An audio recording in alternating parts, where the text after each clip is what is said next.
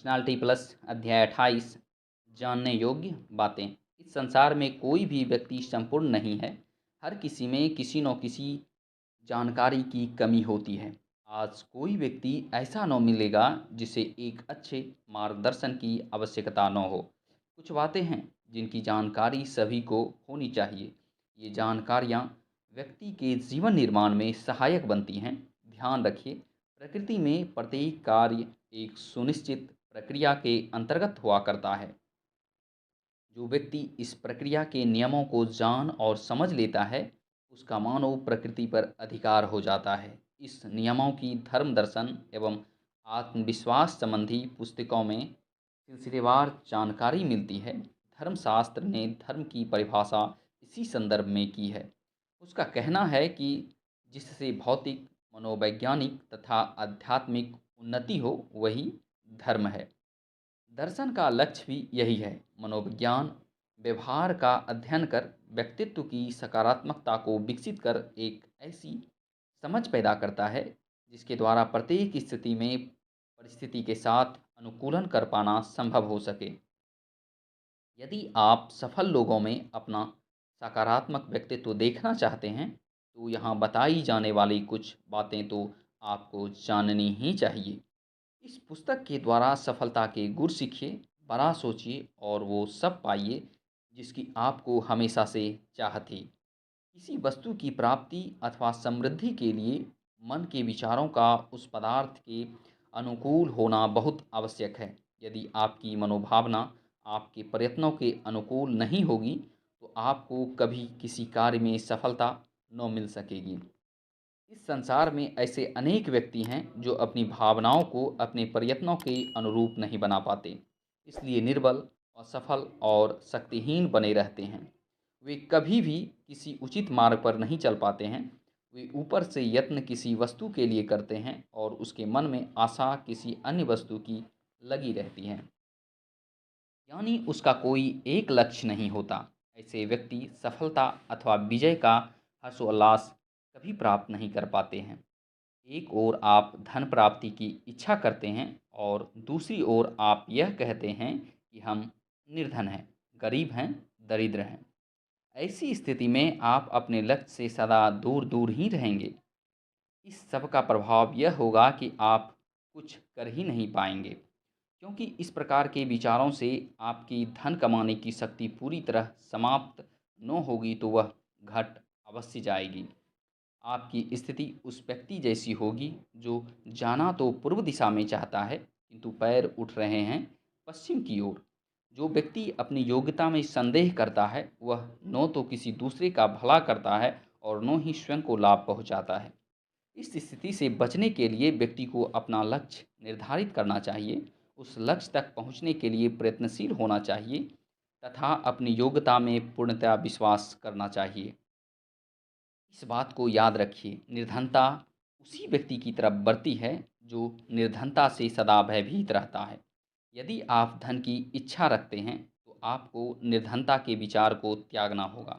उसे कड़ी ललकार के साथ कहना होगा, मैं तुझसे पिंड छुरा कर ही दम लूँगा। मैं किसी सूरत में तुझे अपने साथ लगने नहीं दूंगा। मेरे जीवन के लिए तेरे लिए स्थान नहीं है, समृद्धि के लिए ही स्थान है। मैं तुझसे भयभीत होने वाला नहीं हूँ। इसके साथ ही उन सभी विचारों से भी आपको नाता तोड़ना होगा जिनसे आपको किसी प्रकार का भय प्रतीत होता है। सभी प्रकार के निराशाजनक विचारों को भी समाप्त कर दीजिए। उन्हें आज के लिए भूल जाइए, उन्हें सदा के लिए भूल जाइए। मन से सदा सदा के लिए उन्हें निकाल दीजिए। ये अशुभ विचार आपकी उन्नति को रोके हुए है, उसमें रुकावट पैदा कर रहे हैं। आपको चाहिए कि अपने मन में उन्हीं पदार्थों से संबंधित विचारों को स्थान दें जिन्हें प्राप्त करने से आपको प्रसन्नता प्राप्त हो सकती है। ऐसा करने का परिणाम यह होगा कि आप जिन पदार्थों की इच्छा करते हैं, वे स्वयं आपकी ओर आकर्षित होने लगेंगे। आपको आपके कार्य और उसके प्रति उत्पन्न मनोभावनाओं का बड़ा संबंध है। आप निश्चित रूप से जान लीजिए कि कार्य के प्रति उत्पन्न असमंजस्य, संदेह अथवा अन्य विचार उसे कभी सिद्ध नहीं होने देंगे। इस प्रकार आपकी कभी उन्नति नहीं होगी और आप सदा परेशान रहेंगे। यदि आप यह सोचते रहेंगे कि क्या करें, हमें तो विवश होकर यह कार्य करना पड़ता है, इसमें हमें रूखी सूखी रोटी ही मिलेगी और ईश्वर ने हमें बनाया ही इसलिए है कि हम सदैव ऐसा कड़ा परिश्रम करते रहें और इस बुरी हालात में पड़े रहें। तो इस बात को अच्छी तरह जान लीजिए कि आपको इन विचारों के प्रभाव से कोई बचा नहीं सकेगा। आपको जीवन भर इसी प्रकार के विचारों की चक्की में पीसते रहना पड़ेगा और इन्हीं विचारों की गुलामी करते करते आप मृत्यु की गोद में समा जाएंगे। आप इस प्रकार के निकृष्ट विचारों के विपरीत यदि अपने भविष्य को उज्जवल समझें और माने कि शीघ्र ही आपके जीवन का दुखी अध्याय समाप्त होने वाला है और वह सवेरा होने वाला है जब आपको सुख और शांति प्राप्त होगी, इस सकारात्मक सोच के साथ ही यदि आप अपने कार्य में लगे रहें तो आपको अपना लक्ष्य अवश्य प्राप्त होगा।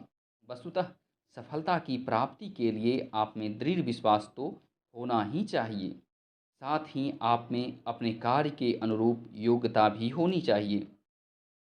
दृढ़ विश्वास में एक विशिष्ट प्रकार के उत्पादक शक्ति होती है जिससे कार्य स्वतः संपन्न होते हैं। इसी उत्पादक शक्ति के द्वारा आपके मनोरथ पूर्ण होते हैं।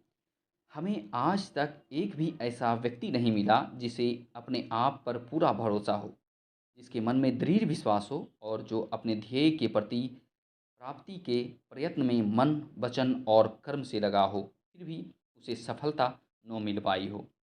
आज तक मुझे कोई भी ऐसा व्यक्ति नहीं मिला जो प्रमाण के साथ यह बात कह सके कि उस पर किसी भी वातावरण का कोई प्रभाव नहीं पड़ता। व्यक्ति चाहे कितना ही दृढ़ इच्छा शक्ति वाला हो, कितना ही दृढ़ निश्चयी हो, वातावरण का प्रभाव उस पर अवश्य ही पड़ता है और तभी उसमें परिवर्तन आता है। आप श्रेष्ठ कुल में उत्पन्न किसी बालक को ही ले लीजिए जिसे सब सुख सुविधाएं प्राप्त हो, उसे आप किन्हीं जंगली लोगों के हाथ में सौंप दीजिए और उन्हें बालक का पालन पोषण अपने ढंग से करने दीजिए। फिर देखिए कि उसकी श्रेष्ठ वंश परंपरागत प्रवृत्तियां कितनी शेष बचती है। आपने सुना होगा कि किसी व्यक्ति का बालक जंगल में खो गया और उसे वहाँ एक भेड़िए ने पाला। मादा भेड़िए उसे अपना स्तनपान कराती रही।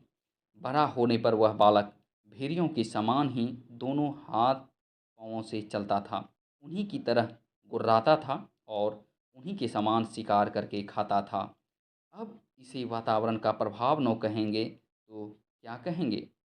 इथोपिया में किसी अपराध के कारण एक गूंगी और बहरी स्त्री को 10 साल की सजा हो गई। उस समय उसकी गोद में 6 महीने का एक बालक था। उसे एक अंधेरी काल कोठरी में डाल दिया गया। केवल सुबह शाम खाना पानी देने के लिए दरवाज़ा खुलता था, तभी रोशनी की एक किरण अंदर आती थी। 10 साल बाद उसे काल कोठरी से निकाल कर मुक्त कर दिया गया। उसका बालक अब 10.5 साल का हो चुका था। अब जब भी कोई उससे बात करने की कोशिश करता तो वह केवल इतना ही बोलता, चूं चूं। उसकी माता तो पहले ही गूंगी और बहरी थी। सैनिक जब कोठरी का दरवाज़ा खोलते तो उसके पट चूं चूं की आवाज़ से खुलते और बंद होते थे। यह आवाज़ बालक के कानों में पड़ती थी। अब वह सिर्फ इसी आवाज़ को बोल पाता है। इससे यही प्रतीत होता है कि वातावरण का प्रभाव हर किसी पर पड़ता है। जो भी भाषण या उपदेश आप सुनते हैं उसका कुछ न कुछ प्रभाव आपके चरित्र पर अवश्य पड़ता है।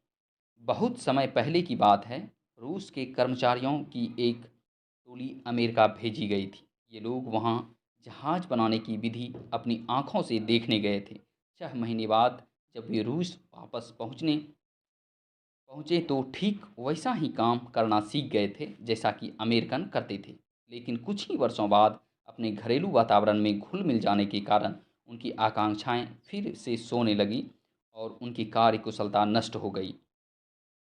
अनेक रेड इंडियंस अमेरिकन विश्वविद्यालयों से ग्रेजुएट होकर प्रतिवर्ष जब बाहर निकलते हैं तो अपनी वेशभूषा एवं मुखाकृति से बुद्धिमान एवं महत्वाकांक्षी प्रतीत होते हैं, किंतु जब वे फिर से अपने कबीले में जाकर रहने लगते हैं तो वहाँ का वातावरण धीरे धीरे इस प्रकार से उनके व्यक्तित्व को छीन करता चला जाता है कि उनका व्यवहार अशिक्षितों जैसा हो जाता है। कुछ लोग इसके अपवाद भी हैं, किंतु ऐसे लोग केवल वही हैं जिनकी महत्वाकांक्षा और उन्नति करने का संकल्प बड़ा तीव्र होता है। वातावरण का उन पर कोई विशेष प्रभाव नहीं पड़ता, वे सदा अपने लक्ष्य की ओर दृढ़तापूर्वक बढ़ते चले जाते हैं। अधिकांश व्यक्ति इसलिए असफल हुए कि उन्हें कभी भी उत्साहवर्धक एवं आकांक्षाओं के लिए उत्तेजक व प्रेरक वातावरण में रहने का अवसर नहीं मिला। उनकी महत्वाकांक्षा इतनी प्रबल सिद्ध न हो सकी कि वे निराशाजनक, निरूह, उत्साह कारक एवं दोषपूर्ण वातावरण में भी आगे बढ़ते जाते। यह वातावरण का ही प्रभाव होता है कि बहुत से लोग किसी न किसी कारण से जेल में पहुंच जाते हैं और वहां से अनेक नए दोष सीख कर बाहर निकलते हैं और नए दोष फिर उन्हें जेल में पहुंचा देते हैं। अब कौन कह सकता है कि वातावरण का प्रभाव नहीं पड़ता? क्या कोई बता सकता है हमारे कार्य करने का सबसे अच्छा समय कब होता है? नहीं बता पा रहे हैं तो मैं बताता हूँ, वह है छुट्टियों पर जाने से पहले वाला सप्ताह। हम अपना सारा जीवन उसी तरह क्यों नहीं जी सकते जिस तरह हम उस सप्ताह में जीते हैं? जब हम ऑफिस छोड़कर जाते हैं, उस सप्ताह में जब हम जिस प्रकार निर्णय लेते हैं, अपनी टेबल खाली करते हैं, मोबाइल पर उत्तर देते हैं, वैसा हम हर दिन क्यों नहीं कर पाते? समान परिस्थितियों में हम कुशल होते हैं, चीज़ों को सही ढंग से करते हैं, किंतु जब समय का दबाव हम पर हावी होने लगता है या आपातकालीन स्थितियां आ जाती है तो हम प्रभावी हो जाते हैं। कुशल होना बचे रहने की आधारशिला है और प्रभावी होना सफलता की आधारशिला है। 14 अप्रैल 1912 को विराट समुद्री जहाज टाइटैनिक अटलांटिक में एक आइसबर्ग से टकराया और डूब गया, जिसमें बहुत से लोग मारे गए। इस दुर्घटना के बाद बहुत सी अनोखी कहानियां सुनने को मिली, जिनमें से एक उस महिला की थी जिसे लाइफ बोट में स्थान मिला था।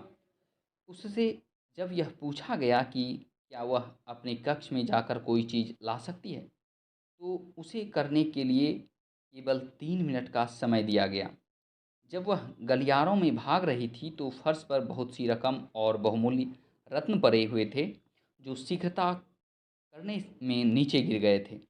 वह उन्हें लांघती हुई चली गई। उसने कक्ष में जाकर अपने बहुमूल्य आभूषणों को अनदेखा कर दिया और उनके बजाय झपट कर 3 संतरे उठा लिए।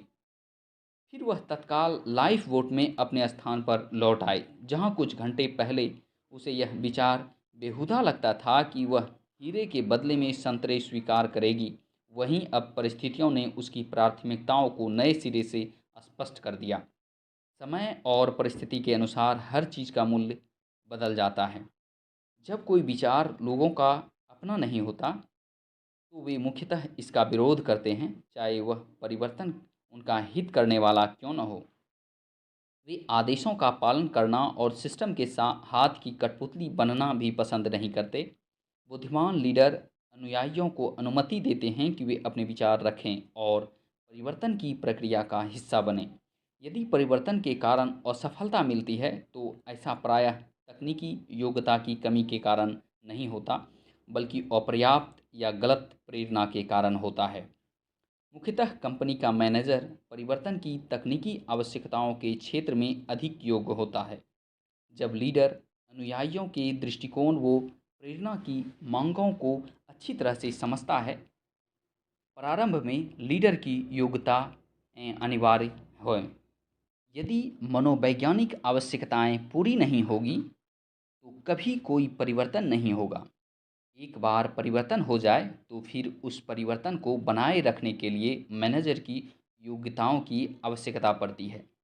बॉब बॉयल का कथन है, संभव है कोई परिवर्तन तार्किक रूप से सही लगे किंतु मनोवैज्ञानिक पहलू से चिंता का कारण बन जाए। हर व्यक्ति को एक स्थान की आवश्यकता होती है और जब किसी आरामदेह स्थान पर पहुंचने के बाद उसकी स्थिति में परिवर्तन होता है तो इसके कारण तनाव और असुरक्षाएं उत्पन्न होती है। इसलिए परिवर्तन करने से पहले मनोवैज्ञानिक पहलू पर विचार अवश्य किया जाना चाहिए। यूँ परिवर्तन करने से अधिक कठिन, भयानक और अनिश्चित सफलता वाला कुछ भी नहीं है। पुरानी स्थितियों में जो लोग अच्छी तरह से कार्य कर रहे थे, वे सब लीडर के शत्रु बन जाते हैं। केवल वही लोग अनमने ढंग से उसका साथ देते हैं जिन्हें परिवर्तन से लाभ पहुंचने की आशा होती है। परिवर्तन का विरोध शाश्वत है। यह सभी वर्गों और संस्कृतियों में होता है। यह हर पीढ़ी का गला पकड़ लेता है और प्रगति की ओर बढ़ने वाले हर कदम को रोकने का प्रयास करता है। कई उच्च शिक्षित व्यक्ति इस सत्य को जान लेते हैं, फिर भी वे अपनी मानसिकता बदलने को तैयार नहीं होते।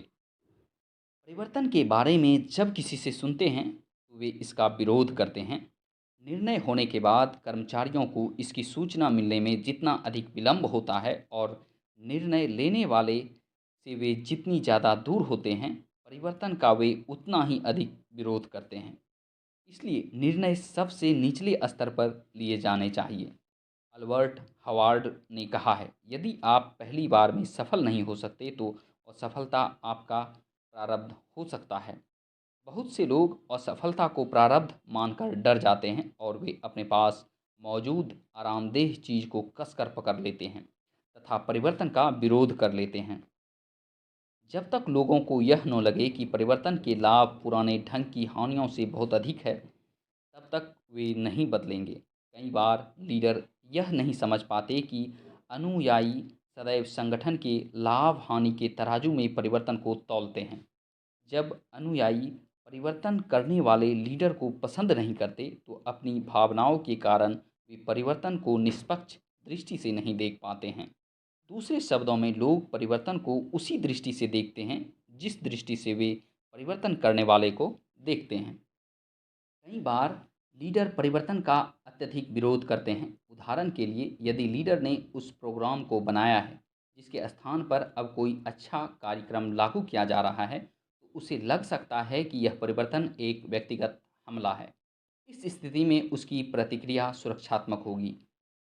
प्रायः जब भी कोई परिवर्तन होने वाला होता है तो प्रत्येक व्यक्ति के मस्तिष्क में यह प्रश्न अवश्य उठता है कि इसका मुझ पर क्या प्रभाव पड़ेगा। मुख्यतः किसी भी बड़ी कंपनी में लोगों के तीन समूह होते हैं, जिन्हें हानि होगी, जिन्हें न हानि होगी न लाभ होगा, जिन्हें लाभ होगा। हर समूह अलग अलग होता है, इसलिए सच्चाई और अपनत्व के साथ व्यवहार करना चाहिए। दयालुतापूर्ण विकसित होने पर क्षणिक भावुकता मात्र नहीं रह जाती, वरन मानव मन की एक अस्थायी विशेषता बन जाती है। सच्ची दयालुता अपरिवर्तनीय होती है और बाहरी प्रभाव से अभिव्यक्त नहीं की जाती। यह एक ऐसा कुआं है जिससे सभी प्यासे लोग अपनी पिपासा शांत करते हैं।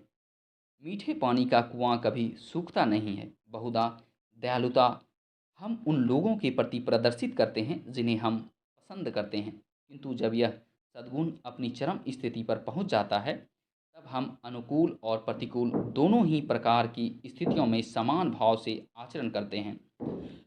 कुछ ऐसे कार्य हैं जिनके लिए हमें कभी पश्चाताप नहीं करना पड़ता। दयालुतापूर्ण कार्य ही ऐसे कार्य होते हैं। दयालुता हमारे चरित्र के सौंदर्य को बढ़ाती है। जैसे जैसे आयु में वृद्धि होती जाती है, हमारे चेहरे की सौम्यता बढ़ती जाती है और हम संपूर्ण सफलता के भागी बनते हैं। व्यक्ति के स्वभाव की दयालुता उसकी समृद्धि में चार चांद लगा देती है। उसका सकारात्मक व्यक्तित्व लोगों की पसंदगी का आकर्षण बन जाता है। उदारता का सीधा संबंध हमारी विशाल हृदयता से है। यूँ दयालुता और उदारता का चोली दामन का साथ माना जाता है। जिस व्यक्ति का चरित्र उन्मुक्त, उदार और दयालुतापूर्ण है, उसमें एक विशेष प्रकार का आकर्षण और प्रभाव होता है, जबकि चरित्र की नीचता और भोंडापन घृणास्पद होता है। दयालुता और उदारता सदैव आकर्षित करती है। दयालु लोग सूर्य के समान तेजस्वी, उन्मुक्त और संवेदनशील होते हैं। जो कुछ घृणा है, उसमें एकाकीपन और असफलता ही उत्पन्न होती है। जो वस्तु आकर्षक होती है वह एकता और सफलता का साधन बनती है। जितना महत्व हम प्राप्त करने को देते हैं, प्रदान करने को भी उतना ही दिया जाना चाहिए। दया और प्रतिदान का सिद्धांत सनातन है। प्रायः सभी आध्यात्मिक शिक्षक यही शिक्षा देते हैं कि दान एक महान और आवश्यक कर्तव्य है। दान देना व्यक्तिगत विकास और उन्नति करने का एक ऊंचा मार्ग है। इस मार्ग से हम आत्मनिग्रह के क्षेत्र में उत्तरोत्तर सफलता प्राप्त कर सकते हैं और स्वार्थपरकता में लिप्त होने की आशंका नहीं रहती। इस भावना से यह भी स्पष्ट होता है कि अपने सहवर्ती जनों के प्रति हम आध्यात्मिक और सामाजिक ऐक्य अनुभव करते हैं और अपनी उपलब्धियों का एक अंग उनके मंगल के लिए देने के लिए तत्पर रहते हैं। लालची लोग जितना अधिक पाते हैं, उतना ही अधिक पाने के लिए उनकी भूख बढ़ती जाती है। एक पशु के समान जो कुछ उनके हाथ में आ जाता है, उस पर वे अपना शिकंजा ढीला नहीं करना चाहते और इस प्रकार वे निष्पृषता और उसी के समान दूसरी आनंदमयी भावनाओं से अपने को वंचित करते हैं। हमें लोभ, नीचता, ईर्ष्या, द्वेष और संदेह जैसे दुर्गुणों से मुक्त रहना चाहिए। इनके कारण हमें चरित्र तथा सुख संबंधी हानि ही नहीं होती, अपितु दूसरे सांसारिक कार्यों में भी हानि होती है। यदि कोई व्यक्ति हृदय से नेक, उदार तथा दूसरों पर विश्वास करने वाला है और प्रसन्नता के साथ अपनी संपत्ति का एक अंश दान में देता है, साथ ही अपने मित्रों और परिजनों को विचार और कार्य की स्वतंत्रता देता है, तो उसके जीवन में प्रतिष्ठा, प्रचुरता और समृद्धि का आविर्भाव होता है। एक अर्थ में देवत्व का ही रूप है भद्रता। यही एक गुण है जो हमें निष्ठुरता तथा पाशविक स्वार्थपरकता से दूर रखता है और इस प्रकार हमारे जीवन में देवत्व का संचार करता है। इस गुण की प्राप्ति के लिए बहुत बड़ी मात्रा में अनुभव और आत्म अनुशासन की आवश्यकता है। अपनी पाशविक वासनाओं का दमन करने से मनुष्य के हृदय में भद्रता उत्पन्न होती है। जिस व्यक्ति में इस भाव की निष्पत्ति हो जाएगी, उसके स्वर में अस्पष्टता, दृढ़ता और व्यवहारिकता, मोहहीनता आ जाएगी। विपरीत और आपत्तिजनक परिस्थितियों में वह न उद्विग्न होगा और न ही किसी से घृणा करेगा। यदि कोई ऐसा गुण है जिसे देखते ही व्यक्ति की धार्मिकता का पता चल जाता है, तो वह है भद्रता। वह गुण आध्यात्मिक संस्कृति का गुण है। कठोर और आक्रामक वृत्ति वाले लोग सुसंस्कृत मस्तिष्क और निष्पृह हृदय के लोगों के मध्य एक अप्रिय अपवाद होते हैं। भद्र पुरुष शब्द अपने मौलिक अर्थ से दूर नहीं है। आज भी यह शब्द उन्हीं विनीत और संयमी लोगों के लिए प्रयोग होता है जो दूसरों की भावना के प्रति सहिष्णु होते हैं और सदा मंगल यानी हित चाहते हैं। ऐसा भद्र पुरुष जिसके आचरण में विचारशीलता और दयालुता है, चाहे वह किसी भी कुल में उत्पन्न हुआ हो, सदैव प्रेम का पात्र बनता है। झगड़ालू लोग अपने अज्ञान और असभ्य होने का ही परिचय देते हैं। जिस व्यक्ति को वास्तविक रूप से भद्रता प्राप्त है, वह किसी से झगड़ता नहीं, कठोर शब्दों में वह उत्तर नहीं देता और यदि देता भी है तो भद्र शब्दों में ही देता है और उनके इन शब्दों का प्रभाव कहीं अधिक होता है। भद्रता और बुद्धिमत्ता का अविच्छिन्न संबंध है।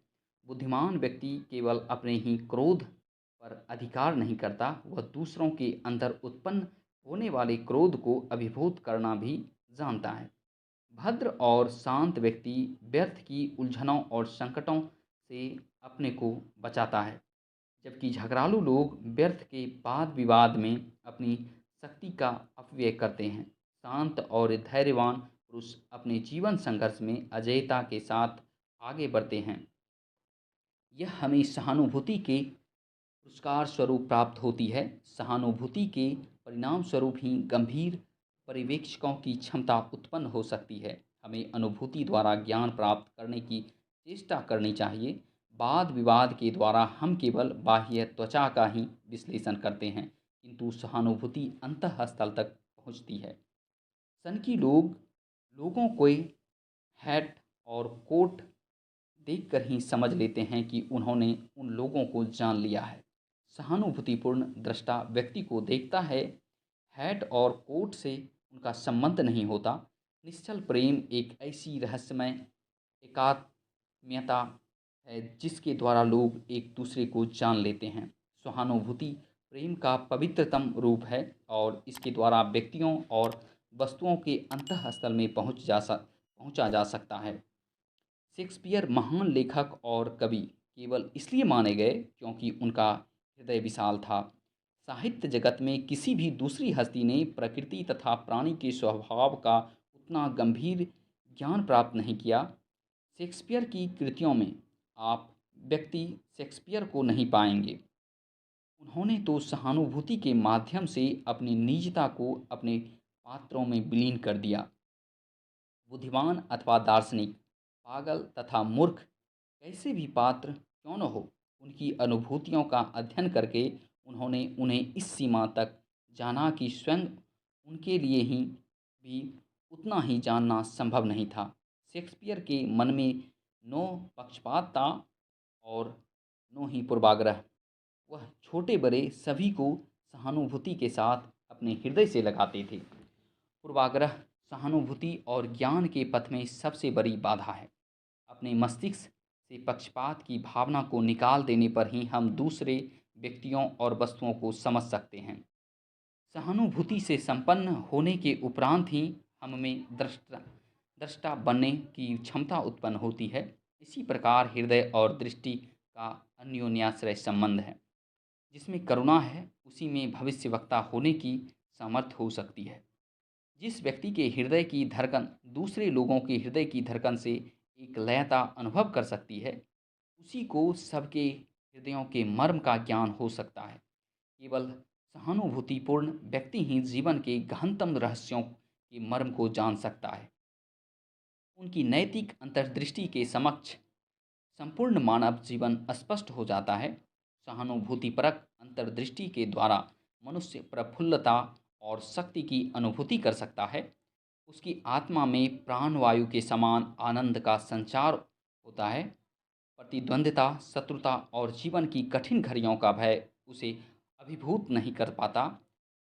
उसके जीवन में विपत्तिकारी उद्भ्रांतियां समाप्त हो जाती है और महत्ता तथा विभूति से संपन्न एक नए लोक का उदय हो जाता है।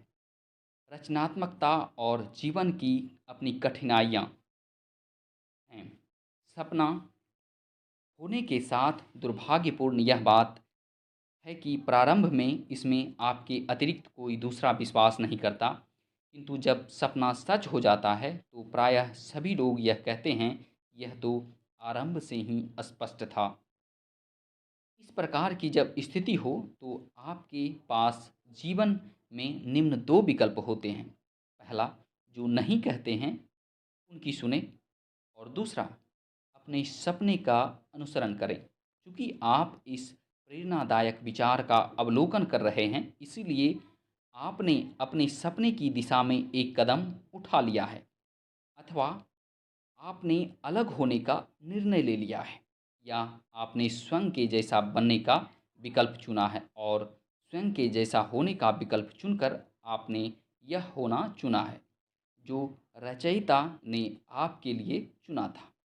आप सदैव बड़े सपने देखिए, बड़े विचार सोचिए, क्योंकि सपने सच हो सकते हैं और होते भी हैं। रॉबर्ट एफ कैनेडी का कथन है, कुछ लोग उन चीज़ों को देखते हैं जो है और पूछते हैं क्यों। मैं उन चीज़ों का सपना देखता हूँ जो कभी नहीं हुई और पूछता हूँ क्यों नहीं। मेरा कहना तो यही है कि आप बड़े बड़े सपने देखें, जो सपने असंभव हो उन्हें भी देखें, और सपने सच हो जाते हैं इस पर विश्वास रखें। यदि आप में आस्था है तो सपने भी सच हो सकते हैं। यदि आप अपने लक्ष्य तक पहुंचना चाहते हैं तो आपको अपना सब कुछ दांव पर लगाना होगा। आपको पूरी तरह अपने लक्ष्य पर दृष्टि रखनी होगी। आपको ऐसा व्यक्ति बनना होगा जिसका कोई विकल्प नहीं है। इसका कारण यह है कि आपके पास कोई दूसरा विकल्प ही नहीं होता। आपको यह करना ही होता है, करो या मरो, या सब कुछ या फिर कुछ नहीं। जब आप इतने समर्पित हो जाते हैं तो आप इसे जो भी कार्य सामने हो अवश्य कर देंगे, क्योंकि आपके पास कोई दूसरा विकल्प होता ही नहीं है। उदाहरण के लिए, एक सेनापति अपनी सेना के साथ दूर देश के किनारे पर एक बड़ी लड़ाई लड़ने गया। शत्रु के पास पहुंचकर उसने देखा कि शत्रु सैनिकों की संख्या अधिक थी और उसके सैनिक डरे हुए थे, क्योंकि शत्रु बहुत विशाल और शक्तिशाली दिख रहा था। सेनापति जानता था कि उसकी सेना में जीतने की क्षमता है। जब वे किनारे पर पहुंचे तो उसने अपनी सेना में डर देखा और यह भी कि उसके सैनिक आगे बढ़ने में हिचक रहे हैं। इसलिए उसने नाविकों को आदेश दिया कि नावों को जला दिया जाए। अब उनके पास कोई विकल्प नहीं था। उन्हें या तो जीतना ही था या फिर मरना। उसी पल उस सेना में ऊर्जा आ गई और वह निडर बन गई, क्योंकि उसके पास कोई अन्य विकल्प ही नहीं था। उन्हें या तो जीतना था या फिर मरना था। सैनिक पूरे जोश के साथ लड़े और उन्होंने अपना सब कुछ दांव पर लगा दिया और यह लड़ाई उन्होंने जीत ली। यदि आप इस प्रकार समर्पण रखते हैं तो आपकी जीत को कोई रोक नहीं सकता। प्रत्येक ऊंची अभिलाषा पहले आपके मन में आत्म प्रेरणा के रूप में आती है। यदि आप उचित प्रयत्न करेंगे तो आपकी अभिला अभिलाषा अवश्य ही पूर्ण होगी। आप जो कुछ करना चाहते हैं उसके संबंध में मन में कोई संदेह या संशय न रखें। संशय और संदेह से ही आपकी उत्पादक कार्यशक्ति छिन्न होती है और आशाएं पूर्ण नहीं हो पाती। किसी भी प्रकार का संशय नाश की जड़ है एवं असफलता का सूचक है। आपको अपने मन में आश्वस्त करते रहना चाहिए कि आप जो प्राप्त करना चाहते हैं वह आपको अवश्य ही प्राप्त होगा। आपको यह भी स्मरण रखना चाहिए कि इस संसार में सफलता, विजय और सुख सुख प्राप्त करने के नियमित ही आप उत्पन्न हुए हैं। यदि आप एक बार दृढ़ संकल्प कर लें कि आपको यह सब कुछ प्राप्त होना ही चाहिए, तो संसार की कोई भी शक्ति आपको इन्हें प्राप्त करने से नहीं रोक सकती। इस प्रकार के आशावादी विचारों को अपने मन में बार बार दोहराते रहने से आपकी सफलता सुनिश्चित है और आपके द्वारा अभिलक्षित पदार्थ बड़े ही चमत्कारी ढंग से आपकी ओर खींचता चला आएगा। आप में अपनी इच्छाओं के प्रति लेस मात्र भी संशय नहीं होना चाहिए। पूरे विश्वास के साथ आप जिस चीज़ की आशा करेंगे वह आपको अवश्य प्राप्त होगी। ध्यान रखिए, नकारात्मक सोच से दूर हटकर सकारात्मक विषयों पर ध्यान केंद्रित करके ही आप भय, आशंका अथवा चिंता से मुक्ति पा सकते हैं। इसके लिए आपको अपना मन बस में करना होगा, आत्मविश्वास का संचार करना होगा और उत्साह को संजोना होगा। हंसी मजाक, खेलकूद और मनोरंजन के वातावरण को अपनाना होगा। अपने जीवन का भरपूर आनंद उठाने के लिए सुबह जल्दी उठिए और ईश्वर से प्रार्थना करिए कि आपका दिन सुख और शांति से व्यतीत हो। नवीन उत्साह और आत्मविश्वास से उस दिन के कार्यों का आरंभ कीजिए। आशावादी बनिए और अपने मन में आशा का संचार करिए। स्वयं को स्थिर रखिए, फिर देखिए मन में सुख, आनंद और प्रसन्नता को संजोकर आरंभ हुआ वह दिन हर्षोल्लास और आशा के साथ कैसे बीतता है। प्रबल क्रोध के हाथों राजा लियर अपने प्राण गंवा देता है। मैकबेथ और उसकी पत्नी में स्वामित्व की मिथ्या अभिलाषा ही उनके कर्तव्य और आत्मसम्मान को दबा लेती है और क्रूरता की ओर मोड़ देती है, जिसके पश्चात भय, आशंका शीघ्र ही भयानक प्रतिक्रिया में बदल जाते हैं। अथोलो स्वयं की ईर्ष्या और द्वेष की अग्नि में झुलसने लगता है। इसी प्रकार अन्य नाटकीय पात्र अत्यंत प्रभावशाली ढंग से शिक्षात्मक रूप पेश करते हैं। शेक्सपियर के इस सुंदर नाटक से, जिसके पात्रों का हमने ऊपर वर्णन किया है, क्या हम शिक्षा ग्रहण नहीं कर सकते? स्वयं शेक्सपियर ने मानसिक विकारों का त्याग करने के बाद अभूतपूर्व ख्याति पाई थी। बहुत से लोगों को यह बात अच्छी तरह से ज्ञात होगी। संसार में शायद ही कोई ऐसा शिक्षित व्यक्ति होगा जो शेक्सपियर से अनजान हो। यदि वह उनके विषय में सब कुछ या बहुत कुछ नहीं जानता होगा, तो भी उसने कम से कम उनका नाम अवश्य सुना होगा। एक जहाज एरी झील से ओंटारियो झील की ओर जा रहा था। नियाग्रा जलप्रपात से 1-2 मील ऊपर इस जहाज में आग लग गई। आग की लपटें देखते ही देखते फैल गई और उन्होंने बड़ा विकराल रूप धारण कर लिया। यात्री और जहाज़ी कर्मचारियों नौकाओं में बिठा दिए गए तथा जहाज़ को उसके भाग्य के भरोसे छोड़ दिया गया। रात्रि का समय था और जहाज़ बहता हुआ ऐसा प्रतीत हो रहा था जैसे किसी भट्ठी से पिघलता हुआ लोहा बह रहा हो। तट पर खड़े लोग इस आशंका से स्तब्ध थे कि जाने जहाज़ का क्या परिणाम होगा। जलता हुआ वह जहाज़ अंततः जल में विलीन हो गया। ठीक इस प्रकार सैकड़ों लोग दुष्प्रकृति की ज्वाला में जलते, अपेक्षा के अंधकार में तथा चिरकालीन होने की दशा में अग्रसर रहते हैं। वे प्रार्थना के में हाथ बांधे संसार से सहायता की भिक्षा मांगते हैं, किंतु हम उन्हें नहीं बचा पाते। केवल ईश्वर उन्हें त्राण दे सकता है। इसका कारण उनके अपने विकार हैं। अतः आप सबसे पहले मानसिक विकारों से अपनी रक्षा करें। प्रसिद्ध विचारक ऑलिवर वेंडल हॉलमीज का कथन है, कई वर्ष पुरानी बात है। ऑबर्न पर्वत पर फिरते फिरते मैंने एक ऐसी कब्र देखी थी जिस पर एक सामान्य सा संगमरमर का टुकड़ा लगा था। उस पर मात्र 4 शब्द ही अंकित थे। आसपास के शिलालेखों की तुलना में वे 4 शब्द कहीं अधिक अर्थपूर्ण थे, जिनका अर्थ है वह बड़ी हंसमुख थी। इस एक ही वाक्य से एक संपूर्ण जीवन की व्यवस्था टपकती जान पड़ती थी। उस जीवन की जिसके बारे में मैं ज़्यादा कुछ नहीं जानता था और न मुझे जानने की कोई ज़रूरत ही थी। वह महिला बड़ी जीवट वाली थी जिसने स्वर्ग तक की संपूर्ण यात्रा को वासंती महक से भर दिया था। यहाँ मैं जिस महिला के बारे में बात कर रहा हूँ वह कोई सुंदर युवती नहीं थी, फिर भी सब उसे मिस ब्यूटीफुल कहते थे। वह एक 50 वर्ष की अधेड़ महिला थी। जिस कॉलेज में वह सुपरिटेंडेंट थी, वहाँ के विद्यार्थी उसे बड़ी श्रद्धा के साथ देखते थे। उसकी मौजूदगी में छात्रावास में एक जगमगाहट सी भर जाती थी। एक पारिवारिक चित्र में उसकी तस्वीर अलग से नजर आती थी।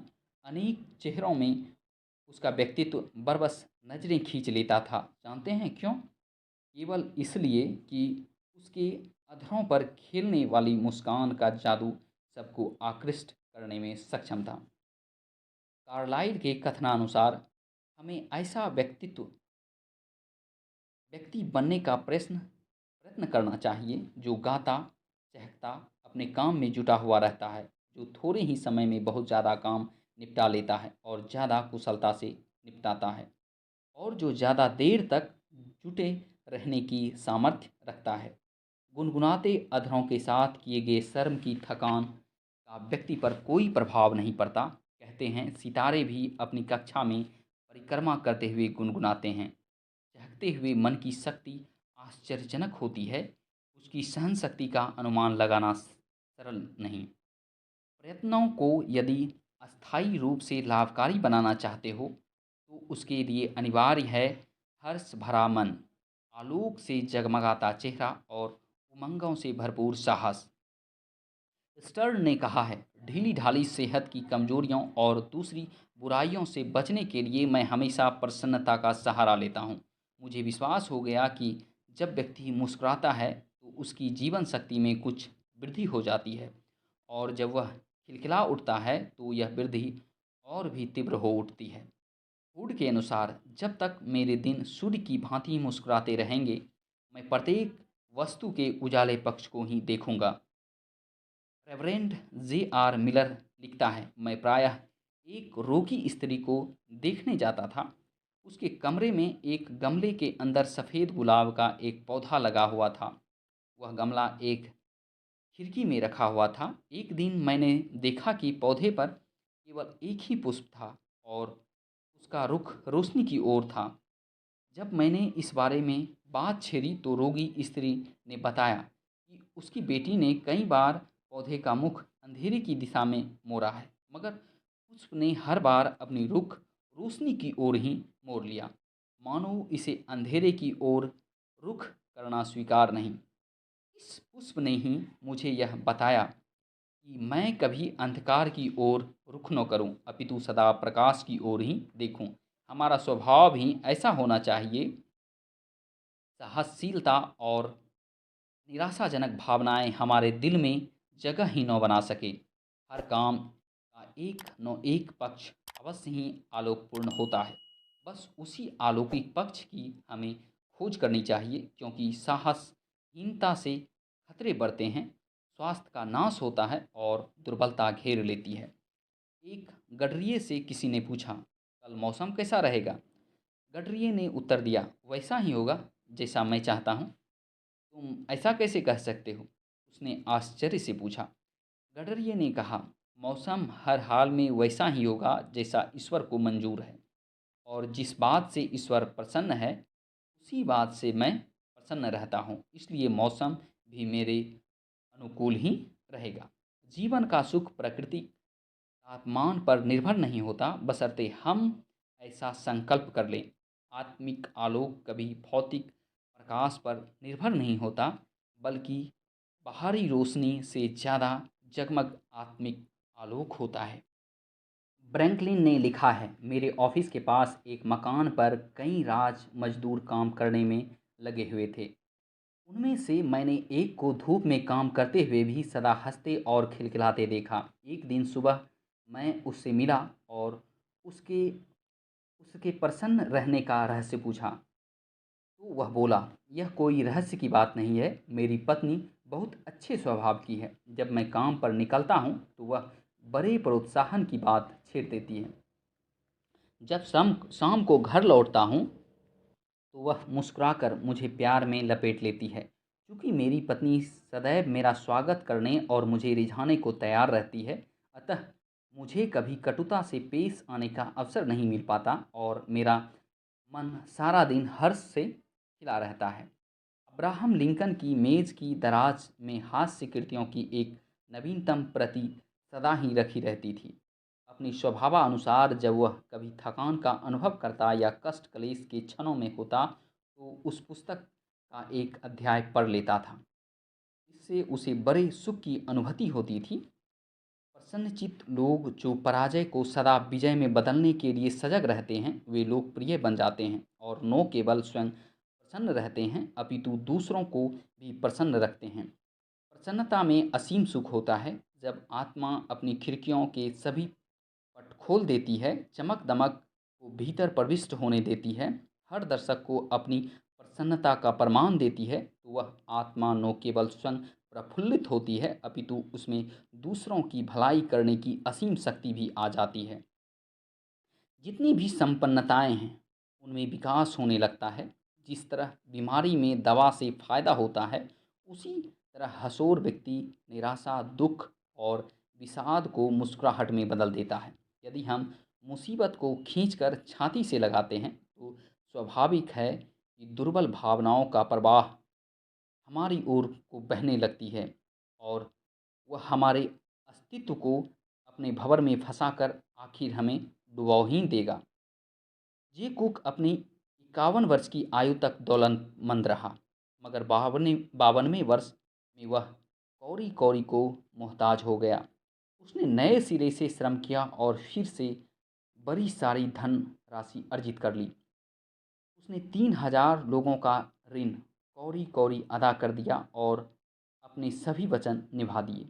एक बार जान पहचान वाले सज्जन ने उससे पूछा कि दोबारा इतनी दौलत उसने कैसे जुटाई, तो उसने उत्तर दिया, सीधी सी बात है, माता पिता से जो स्वभाव मुझे पैतृक रूप में मिला था, मैंने उसमें कोई परिवर्तन आने नहीं दिया। होश संभालने से लेकर आज तक मैं आशापूर्ण स्वभाव वाला रहा हूँ। मैंने किसी कष्ट और कलेश को अपने समीप आने नहीं दिया। मुझे विश्वास था कि मेरा देश अत्यधिक धन संपन्न है और इस धन को प्राप्त करने के लिए केवल इतना ही पर्याप्त है कि परिश्रम किया जाए। मैंने अत्यधिक परिश्रम किया और सदैव उज्जवल पक्ष की दृष्टि पर जमाए रखा। यही मेरी सफलता का रहस्य है। दुकान या दफ्तर जहाँ भी आप काम करते हैं, वहाँ की समस्या वहीं छोड़ आने का स्वभाव जीवन के आरंभ से ही बना लें। घर पर कोई समस्या या काम लाकर परिवार के आराम में बाधा न डालें। यदि इसके प्रतिकूल चलेंगे तो जल्दी ही जीवन की ताजगी का अंत हो जाएगा। फिलिप आर्मर जैसे व्यक्ति स्वयं को चिंता आदि से उसी प्रकार दूर रखते हैं जैसे बत्तख स्वयं को पानी से दूर रखती है। हर समय, हर घड़ी, हर स्थान पर काम के बोझ को छाती के साथ चिपकाए रहने से घर और परिवार के लोग ही नहीं, मित्र और संबंधी भी घृणा करने लगते हैं। रास्किन का कहना है, ईश्वर हमारे द्वारा जो भी कराना चाहता है, उसके लिए उसने शक्ति और सूझबूझ से हमें पूरी तरह भर रखा है। वॉल्टर स्कॉट बड़ा हंसमुख हंसमुख व्यक्ति था। उसने लिखा है, मुझे कोई ईमानदार हंसोर दो। वह स्वयं प्रत्येक व्यक्ति से दयालुता और मुस्कुराहट के साथ पेश आता था और फलस्वरूप लोग उसे चाहते थे, प्रेम करते थे। हजरत ईसा ने चेहरा लटकाए रखने या मुर्दा बने रहने की शिक्षा नहीं दी थी, बल्कि प्रफुल्लित रहने, बने रहने पर बल दिया। उनके सिद्धांत सूर्य के आलोक जैसा प्रकाश भरने वाले हैं। वे फूलों से खिलने, महकने का पाठ लिया करते थे तथा उड़ते परिंदों, जंगलों, जंतुओं के चहकते बच्चों की चर्चा करते थे। ईश्वर द्वारा हंसने की शक्ति एक बड़े महान उद्देश्य को पूरा करने के लिए प्रदान की गई है। प्रकृति का यह एक नियम है कि हंसने से आंतरिक अंगों का व्यायाम हो जाता है और साथ ही साथ हमें प्रसन्नता भी होती है। हंसी का जन्म फेफड़ों से होता है, जिसमें कलेजे, आमाशय और दूसरे अंगों में थरथराहट होती है। हृदय की धड़कन बढ़ती है और शरीर में रक्त संचार तेजी से होने लगता है। समस्त शारीरिक क्रिया में गति और चमक कौंध उठती है। अट्टहास से नेत्रों में दमक उत्पन्न होती है, वक्ष फैलता है और स्नानविक संतुलन बनता है, जिसे हम स्वस्थ स्वास्थ्य कहते हैं। एक हंसमुख डॉक्टर अपनी गोलियों और दवाओं के भंडार से कहीं अधिक सफल होता है। जेम्स फोर्ड के अनुसार वह दिन सर्वथा निरर्थक मानना चाहिए जिस दिन हमें हंसी न आई हो। इंग्लैंड के सम्राट एडवर्ड द्वितीय के आलोकों में ह्यूम को एक आलेख मिला, बादशाह को हंसाने के लिए पुरस्कार। इससे पता चलता है कि जीवन में हंसने का कितना महत्व है। अब्राहम लिंकन के जीवन के लिए हंसी खुशी का वैसा ही महत्व था जैसा अन्य लोगों के लिए। वह कहता था, यदि मुझे खिलखिलाकर हंसने की आदत न हो तो मैं मर ही जाऊं। इमर्सन के जानने वालों पर उसकी हंसी एक शाश्वत सौभाग्य की भांति बरसती रही। उसका कहना था, जब भी संभव हो हंसो, वह बड़ी सस्ती औषधि है। साहस से काम लो प्यारो, शैतान मर चुका है। यह मंत्र डेनीज सबको लिख देता था।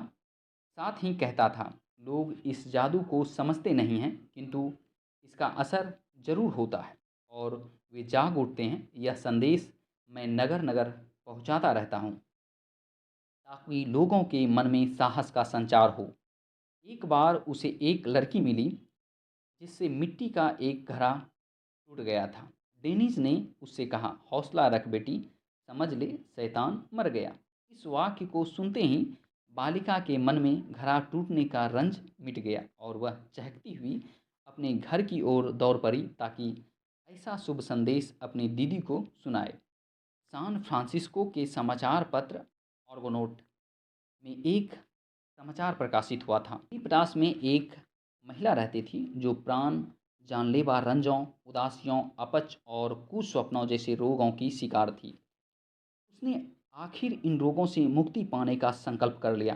उसने यह नियम बना लिया कि चाहे कैसा भी अवसर हो, वह दिन में 3 बार खूब खुलकर अट्टहास करेगी।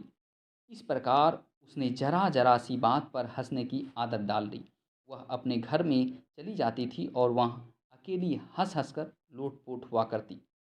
इस समय वह महिला बड़ी स्वस्थ दिखाई देती और अब उसे सब कुछ सुखकर प्रतीत होता है। उसका पति और बच्चे भी उसके स्वभाव से प्रभावित हुए और सबके सब स्वस्थ और प्रसन्न दिखने लगे।